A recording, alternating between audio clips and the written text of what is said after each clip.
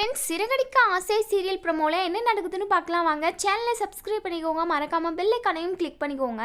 நம்ம மனோஜும் ரோகிணியும் ஜீவா மேலே police complaint கொடுத்துட்றாங்க. ஜீவாவை போலீஸ் அரெஸ்ட் பண்ணி போயிட்டு போலீஸ் ஸ்டேஷனில் பயங்கரமாக விசாரிச்சுக்கிட்டு இருக்காங்க. நம்ம மனோஜ் இருந்துட்டு போலீஸ்கிட்ட, இங்கே பாருங்கள் சார், என்னுடைய 27 லட்சத்தை நீங்கள் தான் வாங்கி கொடுக்கணும் அப்படின்னு சொல்லிக்கிட்டு இருக்காங்க.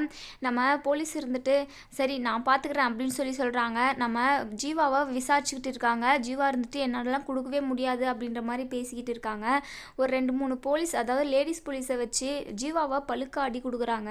ஜீவா இருந்துட்டு, இதுக்கப்புறமும் இந்த அடியை நம்மளால் வாங்க முடியாது, நம்ம லேண்ட் வாங்க வச்சுருந்த பணத்தை கொடுத்துருவோம் அப்படின்னு சொல்லி யோசிக்கிறாங்க.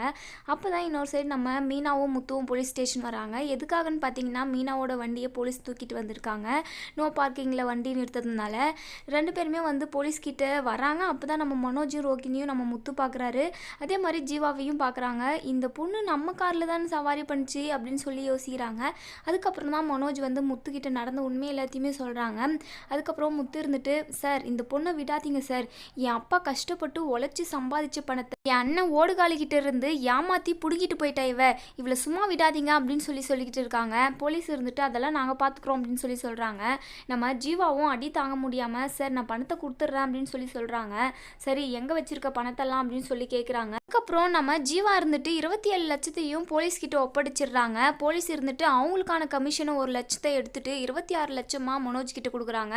சரி 1 லட்சம் போனால் போயிட்டு போகுது, இவ்வளோ பணமாச்சு வந்துச்சு அப்படின்னு சொல்லிட்டு மனோஜ் வந்து சந்தோஷமாக வாங்கிக்கிறாரு. இதை பார்த்த முத்து, இங்கே பாருடா, என் அப்பா கஷ்டப்பட்டு உழைச்சி சம்பாதிச்ச பணம், இது அப்பா கிட்ட தான் போய் சேரணும், குடுடா அப்படின்னு சொல்லிட்டு வாங்கிக்கிறாரு. அதுக்கப்புறம் வீட்டுக்கு போயிட்டு நம்ம அண்ணாமலை கிட்ட, அப்பா நீங்கள் உழைச்சி கஷ்டப்பட்டு சம்பாதிச்ச பணம் இந்தாங்கப்பா அப்படின்னு சொல்கிறாங்க. இதை பார்த்து நம்ம அண்ணாமலையும் விஜயாவும் ரொம்பவே ஷாக் ஆகுறாங்க. இதை தொடர்ந்து என்ன நடக்கும் அப்படிங்கிறத வெயிட் பண்ணி பார்ப்போம் ஃப்ரெண்ட்ஸ்.